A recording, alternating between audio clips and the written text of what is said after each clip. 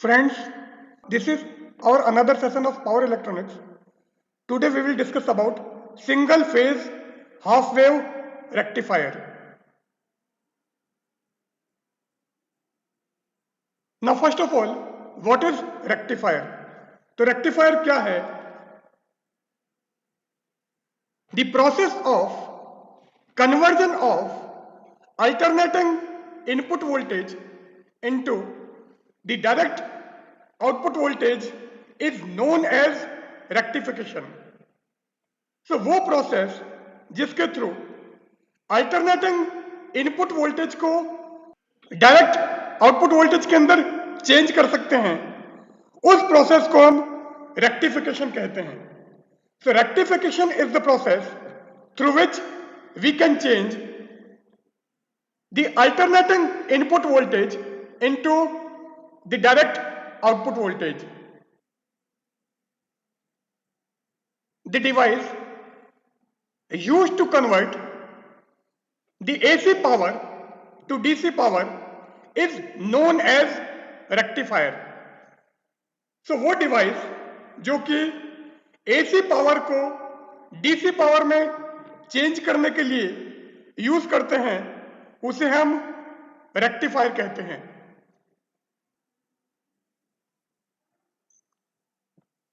A diode based rectifier provide the uncontrolled output voltage. So rectifier के लिए mainly हम diode use करते हैं, और अगर आप डायोड यूज करोगे तो उससे जो आउटपुट वोल्टेज मिलता है वो हमारा अनकंट्रोल्ड आउटपुट वोल्टेज है. सो रेक्टिफिकेशन वो प्रोसेस है जिसके थ्रू अल्टरनेटिंग इनपुट वोल्टेज को हम डायरेक्ट आउटपुट वोल्टेज में चेंज करते हैं, और इसके लिए जो डिवाइस हम यूज करते हैं उसको हम रेक्टिफायर कहते हैं. और अगर रेक्टिफायर में आप एक डायोड यूज करोगे तो उससे जो आउटपुट हमको मिलेगा वो हमारा अनकंट्रोल्ड आउटपुट होगा. Now uncontrolled single phase half wave rectifier. तो यहां पर हम डायोड बेस्ड रेक्टिफायर की बात करेंगे. इसका मतलब अनकंट्रोल्ड रेक्टिफायर हम यूज करते हैं, या अनकंट्रोल्ड रेक्टिफायर हम यहां पर ले रहे हैं, और सिंगल फेज रेक्टिफायर हमारे पास में है. So here we will discuss about uncontrolled single phase half wave rectifier.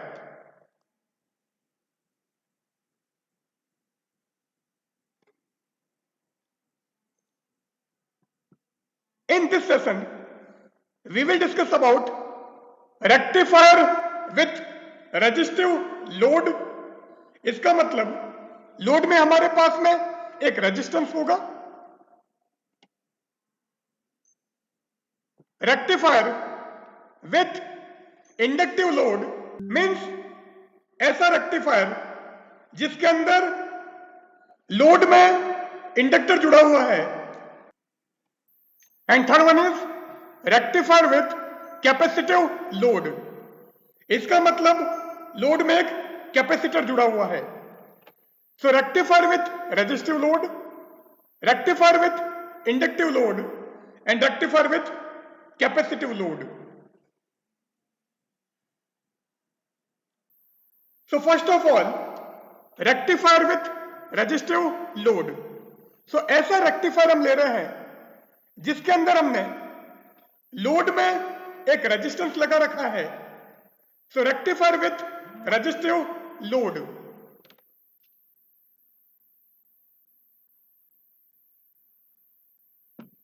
Now resistive load. So ये हमने यहां पर एक डायग्राम शो किया है. This diagram represents the half wave uncontrolled rectifier with resistive load. ये हमारा ट्रांसफॉर्मर, यहां पर हमने एक डायोड लगाया है क्योंकि रेक्टिफायर में एक डायोड हमने यूज किया है. इसका मतलब यहां पर हमको अनकंट्रोल्ड आउटपुट मिलेगा। So here we have a resistance, यहां पर इनपुट पावर सप्लाई है जिसके लिए हमने एक एसी सोर्स यूज किया है। During the positive half cycle, that is omega t equals to 0 to pi। So AC signal हम प्रोवाइड कर रहे हैं। AC सिग्नल या अल्टरनेटिंग सिग्नल टाइम के साथ में वेरी करता है और उसकी डायरेक्शन भी चेंज होती है। तो फर्स्ट हाफ साइकिल के अंदर मीन्स टाइम आपका 0 से T/2 तक है, या फेज की बात करें तो omega t equals to 0 to pi। इस ड्यूरेशन में ये जो डायोड है, ये डायोड हमारा फॉरवर्ड बायस में होता है। सो अगर ये डायोड फॉरवर्ड बायस है, इसका मतलब इसके अक्रॉस हमको आउटपुट मिलेगा। So during the positive half cycle, diode is forward biased and hence it conducts. So positive half cycle में डायोड हमारा फॉरवर्ड बायस होता है और ये कंडक्शन की स्टेट में होता है। During this period output voltage will be equal to the source voltage. इस केस में जो आउटपुट वोल्टेज हमको इस रेजिस्टेंस के अक्रॉस मिलेगा, उसकी वैल्यू सोर्स वोल्टेज के इक्वल होगी। So VO is equal to VS, means output voltage is equal to source voltage,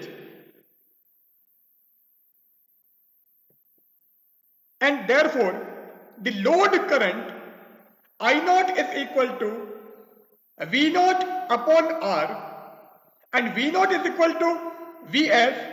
So the value of load current will be Vs upon R. So I0 is equal to Vs upon R.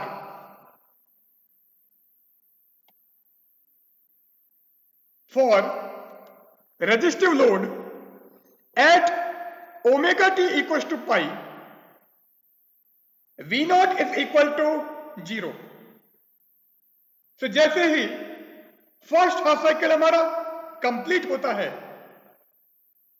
इसका मतलब omega t equals to pi आ गया है, तो उस case में output voltage हमारा 0 हो जाएगा, और आउटपुट वोल्टेज 0 है, इट मीन्स लोड करंट की वैल्यू भी 0 होगी।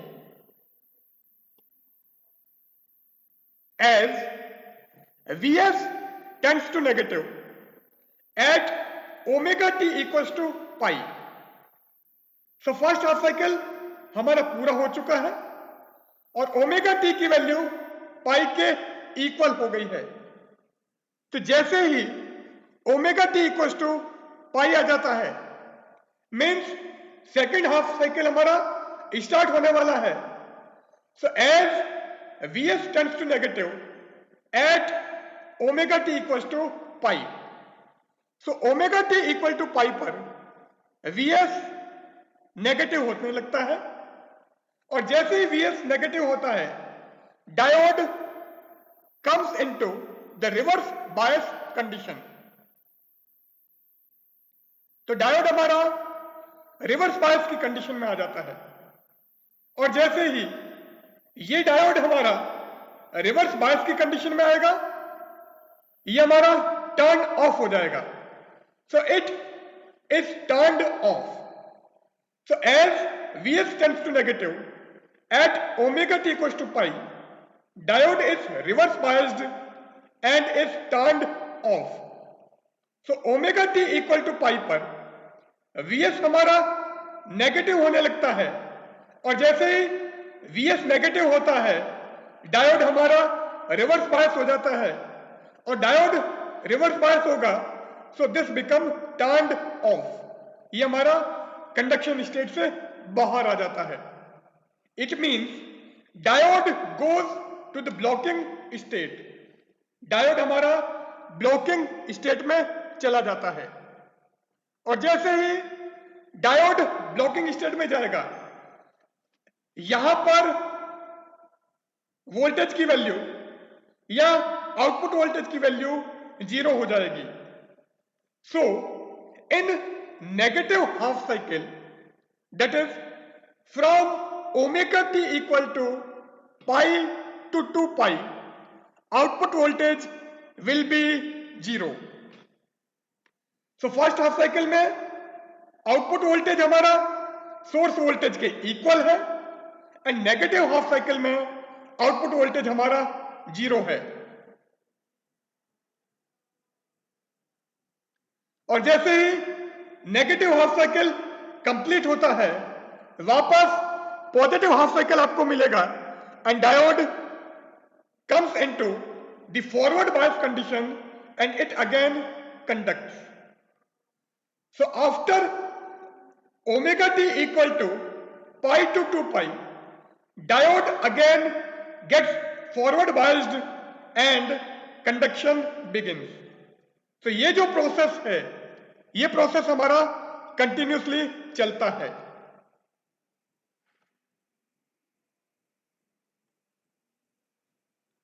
For resistive load, the waveform of output current and output voltage is same.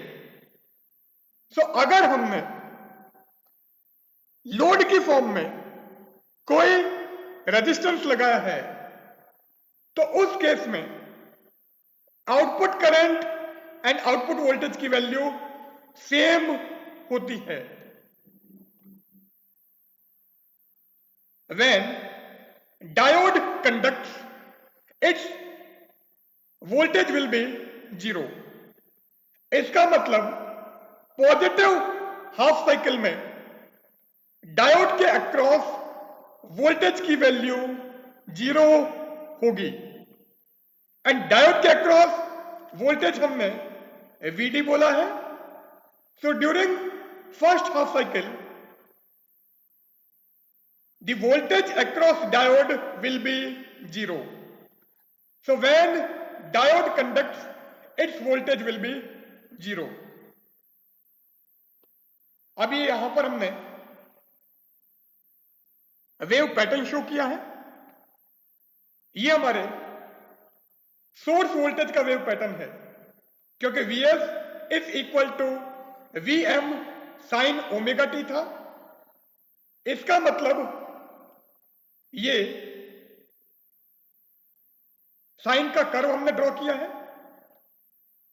And at omega T equal to pi by 2 sine pi by 2 is equal to 1 so the source voltage become maximum and this will be equal to Vm and Vs is equal to Vo था।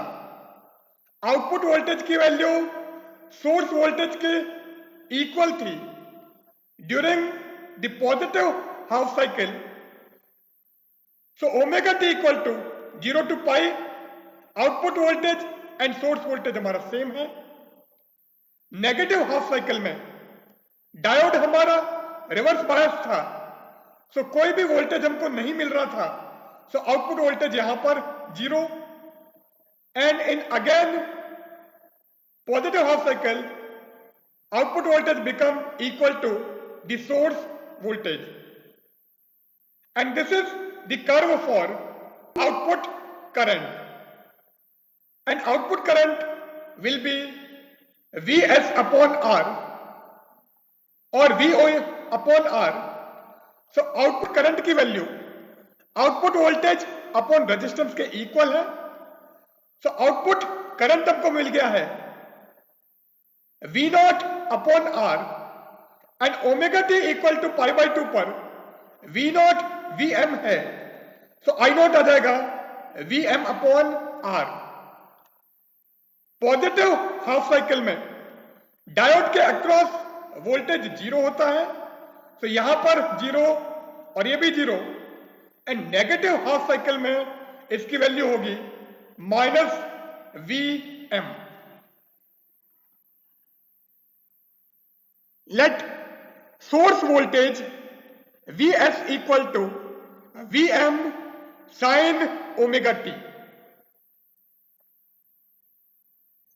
Now the average value of output voltage, so output voltage की average value हमको निकालनी है, और output voltage Vo is equal to Vs था। It means average value of output voltage, average को हमने capital Vo लिखा है और इंस्टेंटेनियस वैल्यू को हमने स्मॉल Vo लिखा था। सो कंप्लीट साइकिल की अगर बात करते हैं, सो नेक्स्ट हाफ साइकिल में ऑलरेडी 0 है, इसलिए अगर इस ड्यूरेशन में एवरेज निकालोगे तो 0 आएगा। सो केवल हमको ओमेगा टी इक्वल टू 0 से पाई रेंज के अंदर ही एवरेज निकालना है। So V O that is average value of output voltage is 1 upon 2 pi 0 to pi Vm sin omega T D omega t. यहां पर ओमेगा टी इंडिकेटर है जिसके respect में हम इंटीग्रेशन कर रहे हैं। सो Vm हमारा constant, so this will be Vm upon 2 pi and integration of sine omega T is minus cos omega t and limit from 0 to pi. Now, to consider this negative sign, take lower limit first and then upper limit. So average value आ जाएगी Vm upon 2 pi cos 0 minus cos pi, and cos 0 is equal to 1. So average value of output voltage will be Vm upon 2 pi 1 minus cos pi. So output voltage की average value हमको मिलेगी Vm upon 2 pi 1 minus cos pi.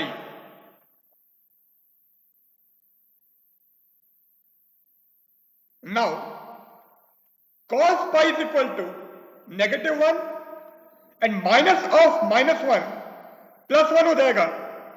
So 1 plus 1 that is 2, और ये 2 और ये 2 अगर हम cancel कर देते हैं, सो आउटपुट वोल्टेज की एवरेज वैल्यू हमको मिलती है Vm upon pi. So this is the average value of output voltage in single phase half wave uncontrolled rectifier with resistive load.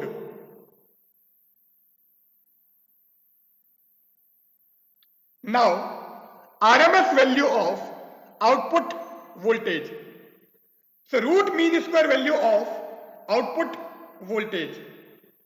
So output voltage जो हमारे पास में है, पहले उसका स्क्वायर करोगे, फिर मीन निकालोगे, एंड लास्ट में हम रूट निकालेंगे। सो इस टाइप से जो आउटपुट वोल्टेज हमको मिलेगा उसको हम root mean square value of output voltage या RMS value of output voltage कहेंगे। आरएमएस को हमने यहां पर आर से डिनोट किया है, एंड आउटपुट वोल्टेज की बात कर रहे हैं इसलिए हमने ओ लगा दिया है। So VOR is equal to root, तो ये रूट मीन, तो ये मीन आ गया है, और स्क्वायर करना है तो ये हमारा स्क्वायर हो गया है। So V output RMS is equal to square root of 1 upon 2 pi 0 to pi V M square sine square omega T D omega t. Now, integration of 0 to pi sin square omega T D omega t. So इसका हम integration कर देते हैं. सो sine square का integration करना है तो पहले इसको 1 माइनस कॉस 2 ओमेगा टी लिख देते हैं. So 0 to pi 1 minus cos 2 omega T upon 2 d omega t. And this will be 1 by 2, 1 by 2. Integration of 1 with respect to omega t is omega t, and integration of cos 2 omega t is sin 2 omega t upon 2, and limit 0 to pi. अब यहां पर sin 2 omega t में अगर omega t को पाई रखें so sine 2 pi की value 0, and omega t को अगर आप 0 रखते हो सो साइन 0 की value 0. So either way put omega t equals to 0 और omega t equals to pi, this value will be 0. और ओमेगा टी को यहां पर पाई अंडर 0 रखते हैं तो ये बन जाएगा पाई by 2. So the integration of 0 to pi sin square omega t d omega t will be pi by 2. so ये वैल्यू यहां पर रखेंगे हम. सो इस 0 to pi sin square omega T D omega t को आप पाई बाय 2 से replace कर दो. सो वी एम स्क्वायर हम बाहर ले लेते हैं और बचा हुआ हमारा पाई बाय 2 हो गया है. So this will be V M square upon 2 pi into pi by 2 power half. अब इस पाई से ये पाई कैंसिल कर. So V M square upon 4 and V M square upon 4 का अगर रूट लोगे तो वो आ जाएगा V M upon 2. So RMS value of output voltage will be Vm by 2.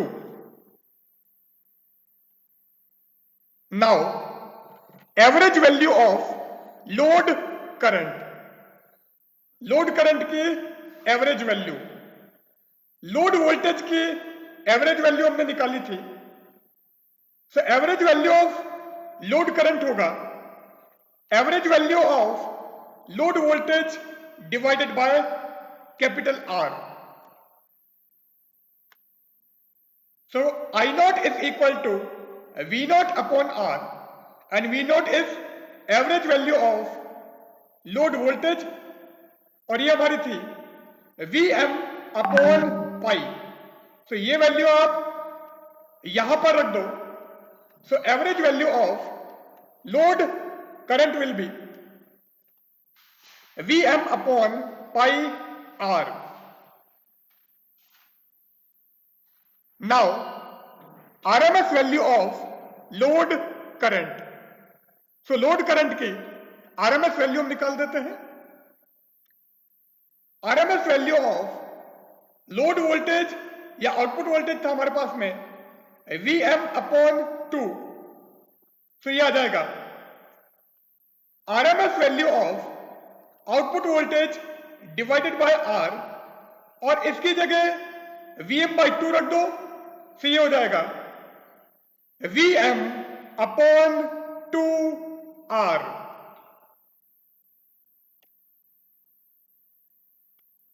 Now peak value of current. So current जो हमारे पास में थी उसकी पीक वैल्यू क्या होगी या मैक्सिमम वैल्यू क्या होगी वो हमको लेना है. So peak value of current is Vm upon R.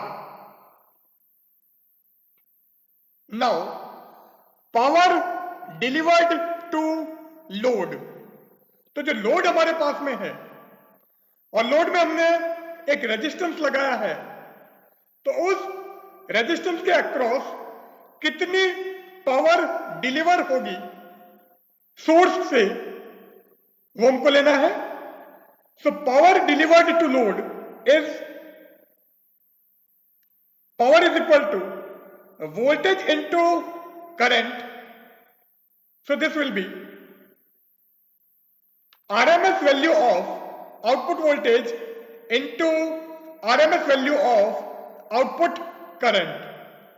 अब VOR था हमारे पास में Vm/2 एंड IOR था Vm/2R. So VOR की जगह Vm/2 रखो एंड IOR की जगह Vm/2R रखो। तो ये वैल्यूज यहां पर हम रखें, हो जाएगा Vm²/4R। तो ये आ गया है। Now peak inverse voltage is Vm। तो जब डायोड हमारा नॉन कंडक्शन स्टेट में है, उस केस में उसके अक्रॉस जो मैक्सिमम वोल्टेज लगता है वो हमारा पीक इनवर्स वोल्टेज है, और ये हमारा होगा Vm, and Vm is equal to square root of Vs। और Vs क्या है? Vs is the RMS value of transformer secondary voltage. So transformer की जो सेकेंडरी कॉइल है उसके अक्रॉस जो आरएमएस वैल्यू है वोल्टेज की, उसको हमने कहा है Vs। सो ट्रांसफॉर्मर की सेकेंडरी कॉइल के अक्रॉस वोल्टेज की आरएमएस वैल्यू Vs है। सो Vm को हम √2Vs यहां पर रख देते हैं, से हो जाएगा ट्वाइस Vs²/4R, और ये 2 और यहां 4 को कैंसिल कर दो, तो ये आ जाएगा हमारे पास में। So power delivered to load will be Vs²/2R. Now V equal to IR, it means VOR is equal to IOR into capital R, and IOR into IOR हो जाएगा IOR²। So power delivered to load in terms of RMS value of load current will be IOR² into capital R.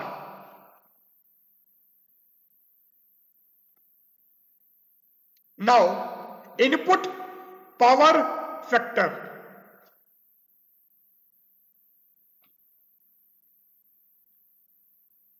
Input power factor is power delivered to load divided by input volt ampere. Since power delivered to load is VOR into IOR and input volt ampere is Vs into IOR, so ये दोनों values यहां पर put कर दें, then input power factor will be VOR into IOR divided by Vs into IOR. so ये IOR और ये IOR cancel कर दो, सो पावर फैक्टर आ जाएगा VOR डिवाइडेड बाय Vs। सी हमारा इनपुट पावर फैक्टर हो गया है। But VOR is equal to Vm by 2 and Vm is equal to square root of 2 Vs. So Vm की जगह रूट 2 Vs रख देते हैं हम यहां पर. सो VOR हो जाएगा रूट 2 Vs डिवाइडेड बाय 2 और ये हमारा बन जाता है Vs अपॉन रूट 2. सो इस VOR की जगह Vs बाई रूट 2 हम यहां से यहां पर रख दें. So input power factor will be Vs by root 2 into 1 upon Vs और ये Vs और ये Vs कैंसिल हो जाएगा. So this will be 1 by root 2 and 1 by root 2 is 0.707. So, input power factor in uncontrolled single phase half wave rectifier with resistive load will be 0.707. Now, next topic is rectifier with inductive load. So, rectifier के load में अगर हम resistance की जगह inductor लगा दें तो क्या होगा वो यहां पर हमको डिस्कस करना है. Now, uncontrolled single phase half wave rectifier with inductive load. So this is our circuit diagram. Here we have a switch, a diode and inductor. और ये जो इंडक्टर है ये हमने लोड में लगाया है. सो इस इंडक्टर L के अक्रॉस हमको आउटपुट वोल्टेज लेना है और वो आउटपुट वोल्टेज हमारा VO है. And source voltage VS is equal to VM sin omega t. Now when switch S is closed at omega t equal to 0. So omega t equal to 0 पर इस switch को हम close करते हैं. इसका मतलब फर्स्ट हाफ साइकिल हमको मिलती है. तो ये जो डायोड है ये हमारा फॉरवर्ड बायस होगा. So the diode starts to conduct. तो जैसे ही आप ओमेगा टी इक्वल टू 0 पर इस स्विच को क्लोज करते हो डायोड हमारा कंडक्शन स्टेट में आ जाता है. From Kirchhoff voltage law, Kirchhoff के वोल्टता नियम से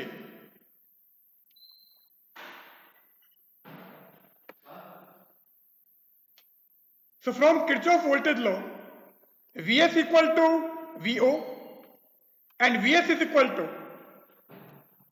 Vm sin omega t and Vo is equal to L di by dt. So values हम यहां पर रख देते हैं.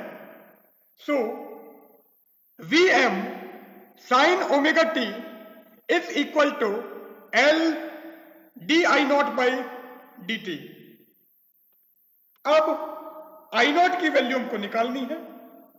सो L बाई डी टी को उल्टा करके यहां पर ले आते हैं. So d I naught is equal to Vm upon L sine omega T d t. और I नॉट की वैल्यू हमको निकालनी है. सो इस पूरे का इंटीग्रेशन कर देते हैं. So I naught is equal to Vm upon L integration sin omega t dt. Now, the integration of sin omega t with respect to t will be minus cos omega t upon omega. और यहां पर limit नहीं है, इसलिए हम constant of integration भी लगाएंगे। So I naught is equal to minus V M upon omega L cos omega t plus a constant of integration C, क्योंकि इस साइन ओमेगा टी का इंटीग्रेशन था minus cos omega T upon omega, और C हमने constant लगा दिया है। At omega T equal to 0 I naught is equal to 0। So omega T equal to 0 means अभी डायोड हमारा कंडक्ट होगा और उसके बाद में इसके अक्रॉस हमको करंट मिलेगी। So omega T equal to 0 means initial condition की हम बात कर रहे हैं। So omega T equal to 0 पर आई नॉट की वैल्यू 0 होगी। सो आई नॉट को आप 0 रख दो, ओमेगा टी को भी 0 कर दो। सो कॉस 0 होता है 1।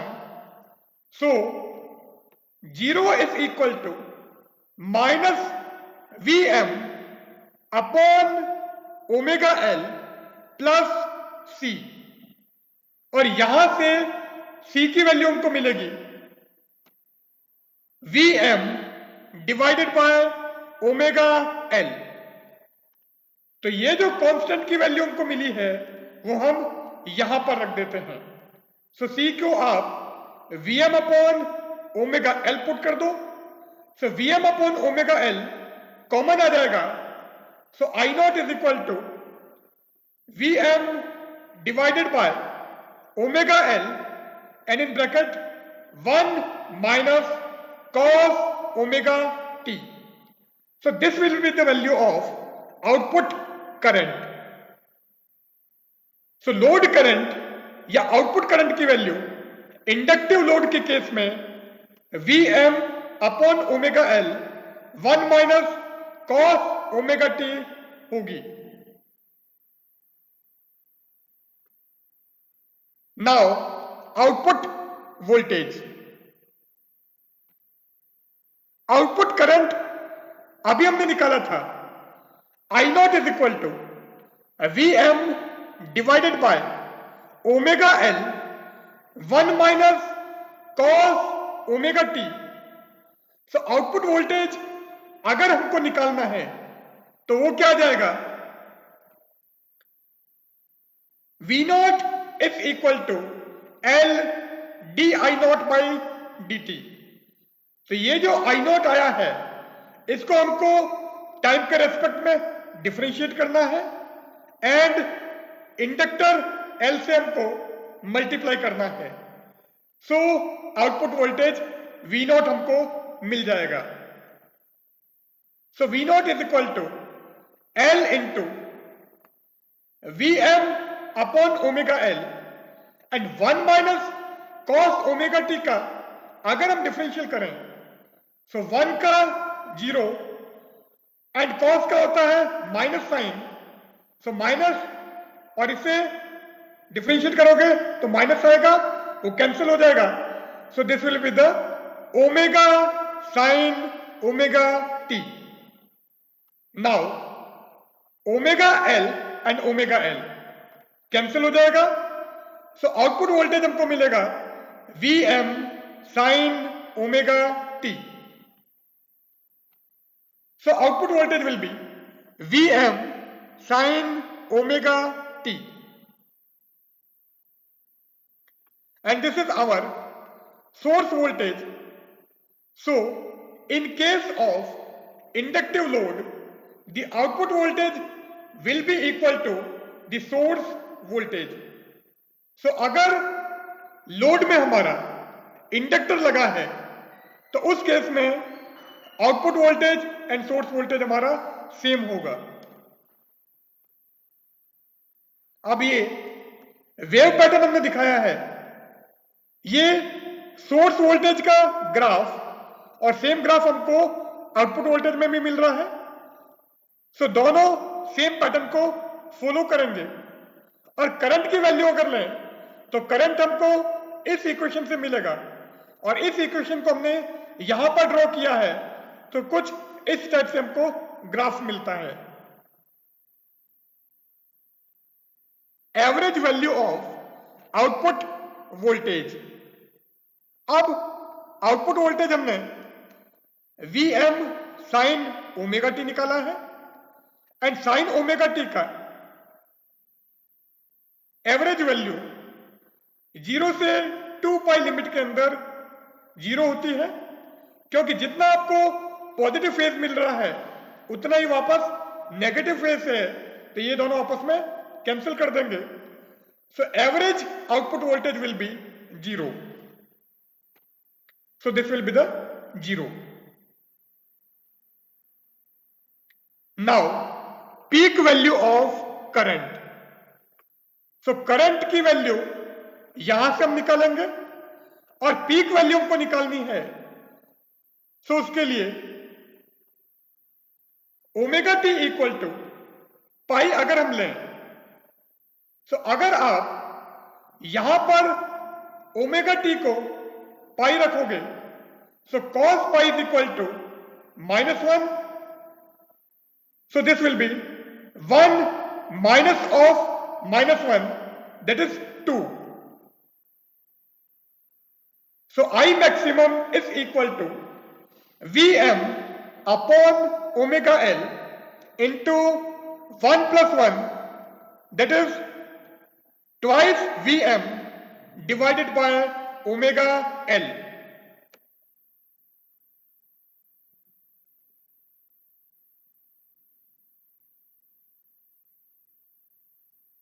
Now average value of current.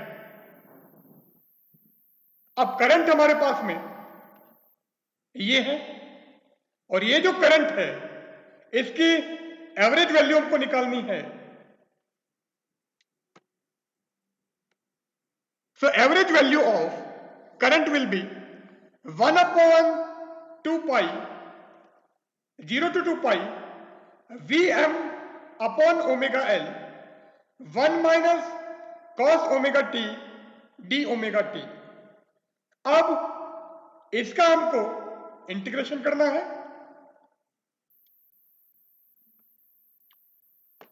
So 1 upon 2 pi as it is, Vm upon omega L भी हमने एज इट इज लिख दिया है, एंड 1 का ओमेगा टी के रेस्पेक्ट में integration omega T, and cos omega T का ओमेगा टी के रेस्पेक्ट में हो जाएगा साइन ओमेगा टी, और लिमिट हमको लगानी है 0 to 2 पाई। सो अगर हम ये लिमिट लगाते हैं तो sine 2 pi minus sine 0, so sine 2 pi की वैल्यू भी 0 एंड साइन 0 की वैल्यू भी 0, सी हमारा 0, और यहां पर वैल्यू रखोगे तो हमको मिलेगा 2 pi. So this will be the 1 upon 2 pi Vm upon omega L into 2 pi, और 2 पाई को कैंसिल कर दो। So I naught, that is average value of current will be Vm upon omega L. अब peak value of current हमने निकाला था, वो था I maximum is equal to twice Vm upon omega L. It means Vm upon omega L आ जाएगा I maximum upon 2। So average value of current will B I maximum divided by 2. Now output current I naught is equal to DC component plus fundamental current। तो ये जो output current है इसमें एक factor तो आ रहा है Vm अपॉन ओमेगा एल, और दूसरा आ रहा है Vm upon omega L cos omega t. So Vm upon omega L जो है वो हमारा डीसी कंपोनेंट है। So DC component is Vm upon omega L and Vm upon omega L is I naught, whereas fundamental current is Vm upon omega L cos omega t, और इसको हम I1 बोल देते हैं. So DC component is I naught and fundamental current is I naught cos omega t, क्योंकि Vm upon omega L हमारा I naught है. तो एक तो हमको I naught मिल रहा है और दूसरा I naught cos omega t मिल रहा है, और इन दोनों को मिला के हमको आउटपुट करंट मिलती है.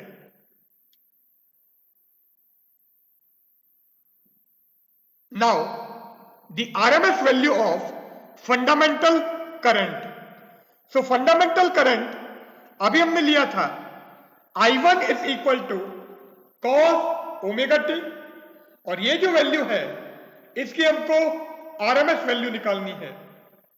So RMS value of fundamental current is I1 R, R means RMS, सी हो जाएगा root of 1 upon 2 pi 0 to 2 pi और इसका पूरे का square. So I naught square cos square omega T D omega t. अब ये वैल्यू हम सॉल्व कर देते हैं. सो हमको RMS value of fundamental current मिल जाएगा. Now 0 to 2 pi cos square omega T D omega T is, अब इस कॉस स्क्वायर ओमेगा टी को लिख दो 1 plus cos 2 omega T upon 2. So 0 to 2 pi 1 plus cos 2 omega T upon 2 d omega t, और इसका integration करोगे तो ये हो जाएगा 1 अपॉन 2 1 का omega T and cos 2 omega T का sine 2 omega T upon 2, and limit है हमारे पास में 0 to 2 पाई. अब इस ओमेगा टी की जगह 2 पाई रखो या ओमेगा टी की जगह 0 रखो, साइन की वैल्यू हर केस में 0 मिलेगी. सो ये वाला फैक्टर हमारा 0 हो जाएगा. सो केवल यहां पर हमको ओमेगा टी को 2 पाई से रिप्लेस करना है और ये बन जाएगा 2 pi upon 2 that is pi. तो ये जो इंटीग्रेशन था उसकी वैल्यू आ जाएगी पाई. सो यहां पर integration 0 to 2 pi cos square omega T D omega t को हम पाई लिख देते हैं. So I1 R is equal to I naught square as it is लिख दिया है डिवाइडेड बाय 2 पाई, और बचा हुआ पूरा फैक्टर हमारा हो गया है पाई. अब ये पाई और ये पाई कैंसिल कर दो. So this will be the square root of I naught square upon 2 that is I naught upon root 2. So this will be the value of I1 R. So RMS value of fundamental current will be I naught by root 2.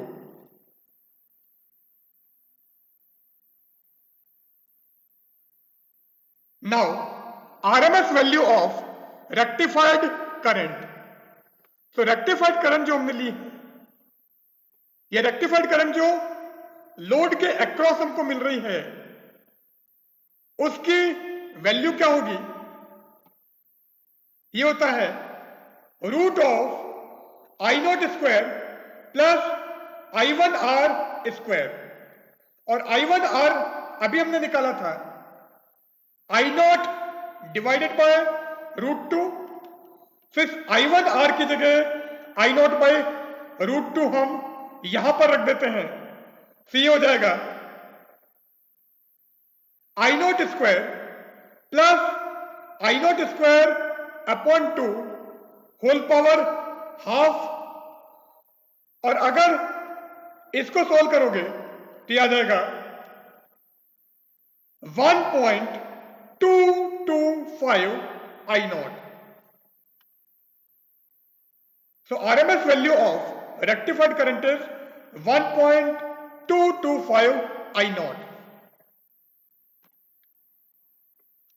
Now the voltage across diode.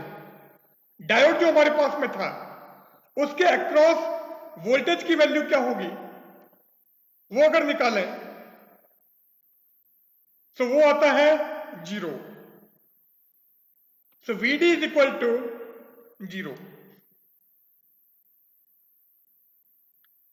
Now our next topic is rectifier with capacitive load. So अब अगर हम load के अंदर एक capacitor लगा दें तो उस केस में करंट वोल्टेज की वैल्यूज क्या होगी और वेव पैटर्न क्या होगा वो हमको डिस्कस करना है. सो कैपेसिटिव लोड. अब ये हमारे पास में सर्किट डायग्राम है.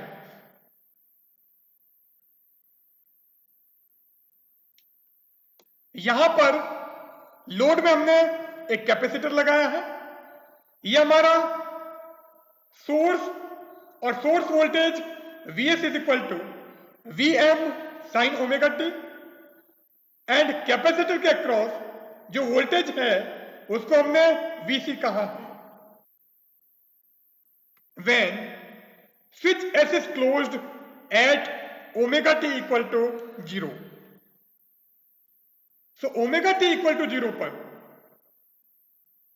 अगर हम स्विच को क्लोज कर दें तो उस केस में क्या होगा डायोड हमारा फॉरवर्ड बायस में आ जाएगा और डायोड फॉरवर्ड बायस में होगा इसका मतलब ये हमारा कंडक्ट करेगा. Now I naught is equal to dq by t. Current की वैल्यू dq बाई टी होती है. Since Q is equal to C into V, so I naught is equal to C dVs by dt. Now Vs is Vm sin omega t. So Vs की जगह Vm sin omega t रख दो तो जैसे ही आप यहां पर रखोगे वो आ जाएगा C d by dt of Vm sin omega t. अब sin omega t का differential omega cos omega t तो ये पूरा बन जाएगा omega c Vm cos omega t. So this will be the value of load current when omega t equal to 0. Output voltage. अब output current हमारे पास में है सो आउटपुट वोल्टेज हम निकाल सकते हैं. V naught is equal to 1 upon C integration of I naught dt because V equal to Q by C and I naught is equal to omega C Vm cos omega mt. So omega C Vm constant है तो उसको हमने बाहर रख दिया है and cos omega t का integration हो जाएगा sin omega t divided by omega. So 1 upon C omega C Vm into sin omega t divided by omega. अब ये ओमेगा C और ये ओमेगा C कैंसिल हो जाएगा. So V naught is equal to Vm sin omega t and Vm sin omega t is Vs. So output voltage in case of capacitive load will be equal to the source voltage, और ये जो voltage है ये capacitor के across है, इसलिए इसको हमने वी भी लिख दिया है। So V O is equal to V S is equal to V C equal to V M sine omega T.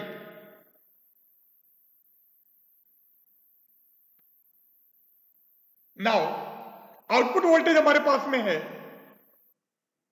ये, so at omega T equal to pi by two. So अगर omega T हमारा पाई by to हो, तो जैसे यहां पर omega t को पाई by two रखोगे, so sine pi by two की वैल्यू 1, इसका मतलब आउटपुट वोल्टेज हमको मैक्सिमम मिलेगा। So V naught is equal to V C equal to V M, and this will be the maximum value of output voltage. Thus, capacitor is charged at omega t equal to pi by 2 to value Vm. So, omega t equal to pi by 2 पर capacitor Vm voltage तक charge होता है और उसके बाद में वो इसी वोल्टेज को मेंटेन रखता है, and subsequently this voltage remain constant. So omega T equal to pi by two पर कैपेसिटर के अक्रॉस वोल्टेज या कैपेसिटर का वोल्टेज Vm हो जाएगा। So capacitor omega T equal to pi by two पर Vm वोल्टेज तक charge होता है और उसके बाद में इसी वोल्टेज को वो कांस्टेंट रखता है। सो ये graph, so Vo equal to Vc और इसका ये ग्राफ आ रहा है। So omega T equal to pi by two पर ये Vm के इक्वल आ गया है और उसके बाद में इसी वोल्टेज को इसने मेंटेन रखा है। Since output current is omega C Vm cos omega T,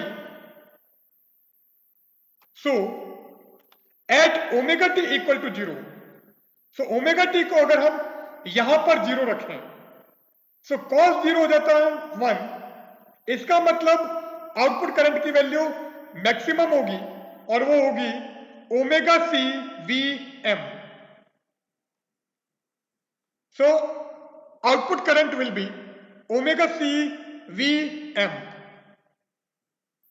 हमारा graph omega T equal to 0 पर आई नॉट है ओमेगा सी वी एम, और जैसे ही पाई बाई टू आता है cos पाई बाई टू की वैल्यू 0, सो आई नॉट हमारा 0 हो जाता है।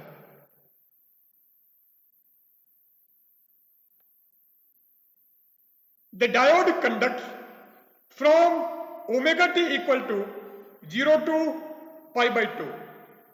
So omega T equal to 0 to pi by two means first half cycle में डायोड हमारा फॉरवर्ड बायस होता है, और डायोड फॉरवर्ड बायस में है, इसका मतलब वो कंडक्ट होगा, and during the conduction period its voltage will be 0। So omega T equal to 0 to pi by two, the voltage across the diode will be 0। So conduction period में diode के across voltage की value 0 होगी। After omega T equal to pi by two, जैसे omega T equal to pi by two आ जाता है,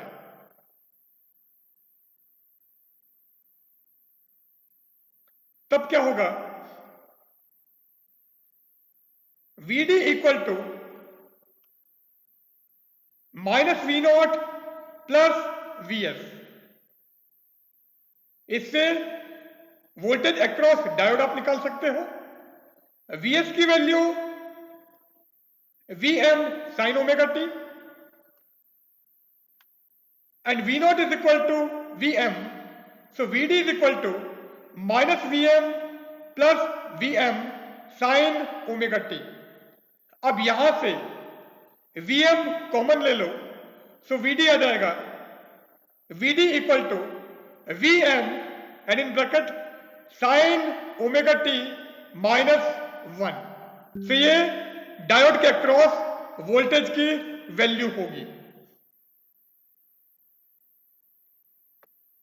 अब VD के लिए हमने ये ग्राफ बना दिया है।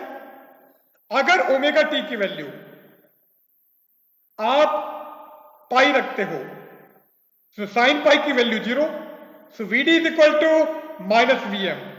सी आ गया है। अगर ओमेगा टी हम 3 पाई बाई 2 रखें, so sine 3 pi by 2 is minus 1। इसका मतलब ये हो जाएगा minus 2। So V D is equal to minus twice V M, और यहां पर हमको माइनस ट्वाइस वी एम मिल गया है।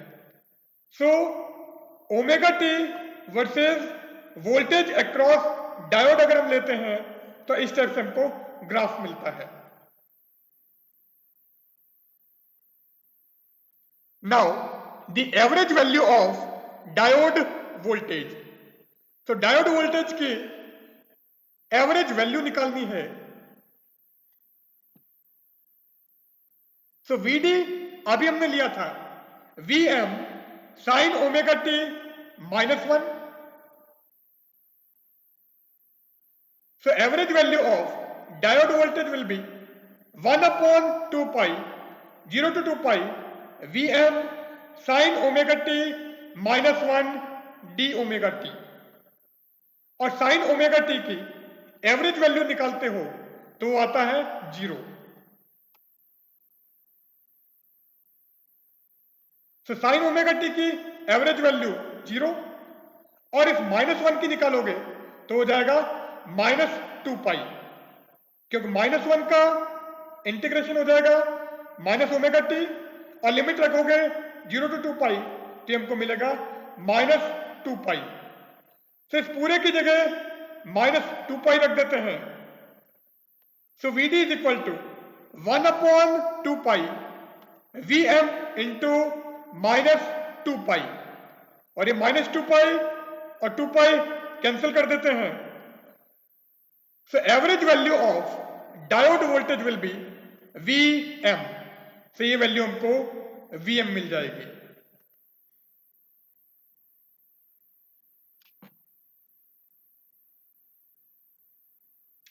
Now the RMS value of fundamental component of diode voltage.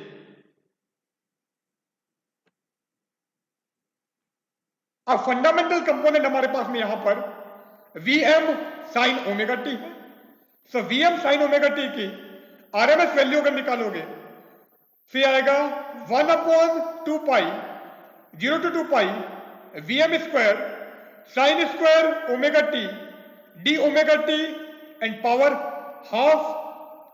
और साइन स्क्वायर ओमेगा टी का अगर हम 0 से 2 पाई के अंदर इंटीग्रेशन लें तो हमको मिलता है पाई। तो इसकी वैल्यू पाई आ जाएगी।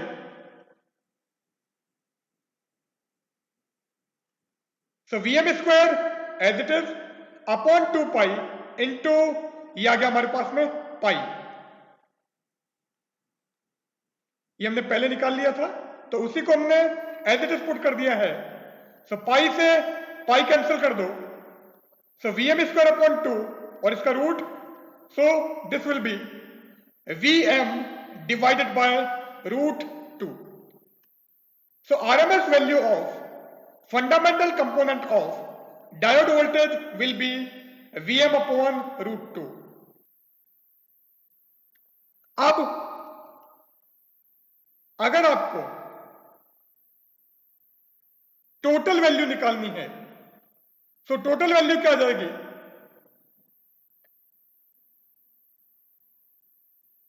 Root of V D square plus V one R square.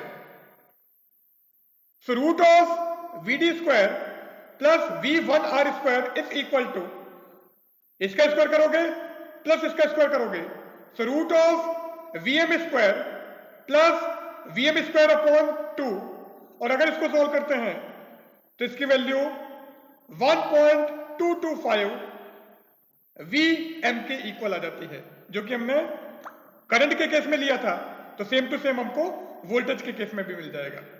तो यहां पर हम इस लेक्चर को एंड करते हैं। यहां पर हमने सिंगल फेज